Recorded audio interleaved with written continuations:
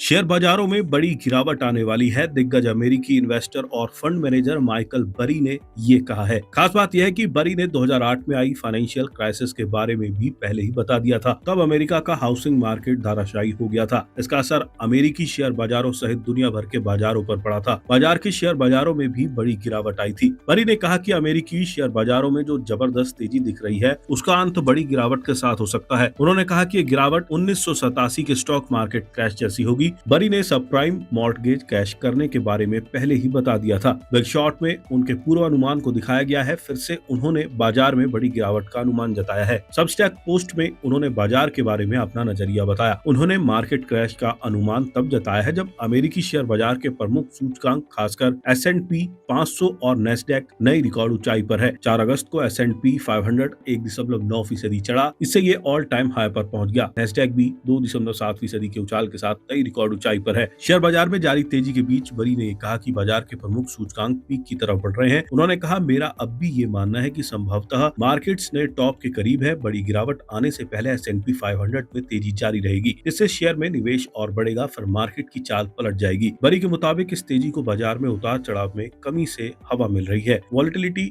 घटने से सिस्टमैटिक और वॉलेटिलिटी टारगेटिंग फंड्स शेयरों में निवेश बढ़ रहा है। उन्होंने कहा कि वॉलेटिलिटी घटने से ऐसे फंड्स बाजार में पोजीशन बढ़ाते हैं। उधर मोमेंटम आधारित स्ट्रेटजी से खरीदारी बढ़ जाती है। इससे सेंटीमेंट बदलते ही मार्केट में बड़ी गिरावट आती है। उन्होंने कहा कि लेवरेज बढ़ने से मार्केट में बड़ी गिरावट का डर उसी तरह से बढ़ गया है जैसी गिरावट 1987 के मार्केट क्रैश में दिखी थी। 19 अक्टूबर 1987 के दिन को ब्लैक मंडे कहा जाता है। तब डॉ जोन्स इंडस्ट्रियल एवरेज एक दिन में 22.6% क्रैश कर गया था। न्यूयॉर्क स्टॉक एक्सचेंज की वैल्यू एक दिन में $500 अरब घट गई थी। इसे अमेरिकी मार्केट में इतिहास की सबसे बड़ी गिरावट माना जाता है। बरी अमेरिकी बाजार में आर्टिफिशियल इंटेलिजेंस यानी AI शेयरों की बदौलत आई तेजी को अच्छा नहीं मानते हैं। वे कहते हैं कि AI इंफ्रास्ट्रक्चर की डिमांड को फाइनेंसिंग अरेंजमेंट से सपोर्ट मिल रहा है जो लंबे समय तक जारी नहीं रह सकता। हालांकि उन्होंने ऐसी कई कंपनियों और ETF में शॉर्ट पोजीशन भी बनाए हैं, लेकिन उनका मानना है कि हवा का रुख बदलते ही वे अपनी पोजीशन खत्म कर देंगे।